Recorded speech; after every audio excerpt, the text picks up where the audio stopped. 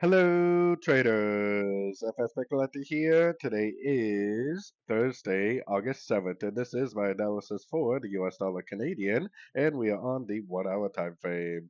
So, on the US dollar Canadian, we're trying to determine whether this is an A, a B, and a C. If it is an A, B, C, it can bounce off any one of these three Fibonacci levels, make like a double bottom, break a structure, and continue the uptrend.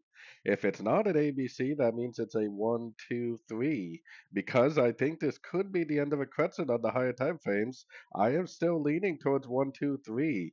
A wave 3 can still bounce, it can still make pullbacks, but it will continue to make lower lows, lower highs. So I definitely am still suggesting looking for shorts until or unless you get a breaker structure at a Fibonacci retracement level. If that happens, then we are obviously not in a wave 3, and we definitely want to go back to looking for logs.